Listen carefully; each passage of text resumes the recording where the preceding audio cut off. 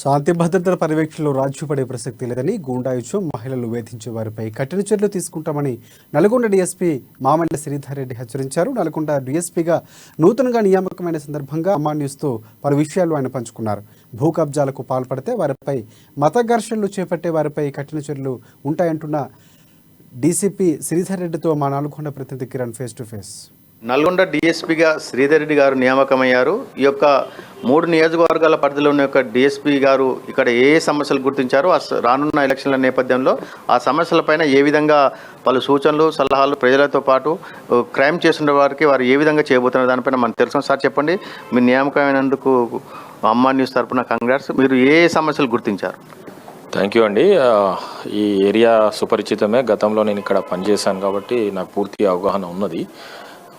ఇప్పుడు మా ముందున్న ముఖ్య టాస్క్ ఏంటంటే మనకి రాబోయే ఎలక్షన్స్ ఉన్నాయి కాబట్టి శాంతియుత వాతావరణంలో ప్రజల సహకారంతో, మీడియా సహకారంతో, వివిధ పార్టీల రాజకీయ నాయకుల సహకారంతో మనం శాంతియుత వాతావరణంలో ఎన్నికలు సజావుగా సాగే విధంగా చూసేది మా ముందున్న ఎలక్షన్ కమిషన్ గైడ్లైన్స్ మేరకి మా ఉన్నతాధికారుల పర్యవేక్షణలో వాటిని సజావుగా సాగేందుకు అన్ని రకాల చర్యలు చేపట్టడం జరుగుతుంది.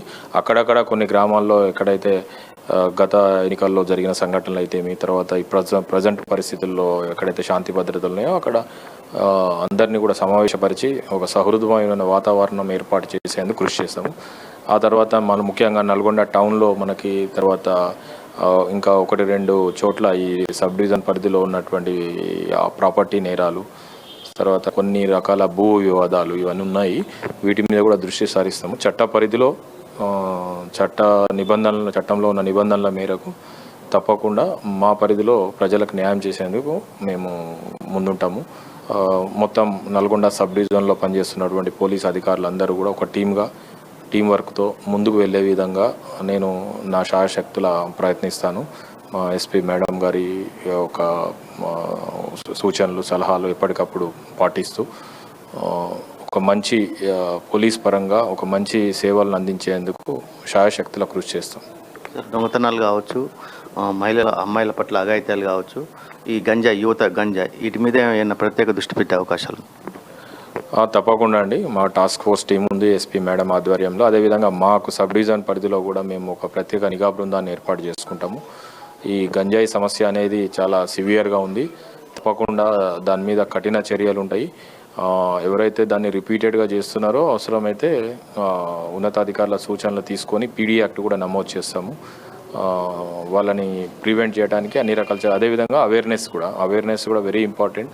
ముఖ్యంగా తల్లిదండ్రులకి, తర్వాత ఎడ్యుకేషనల్ ఇన్స్టిట్యూషన్స్లో పిల్లలకి దానివల్ల జరిగే నష్టాలు ఏమైతే ఉంటాయి, ఏ విధంగా జీవితాన్ని కోల్పోతారు అనేది అవేర్నెస్ క్రియేట్ చేయడానికి కూడా ప్రయత్నం చేస్తాము.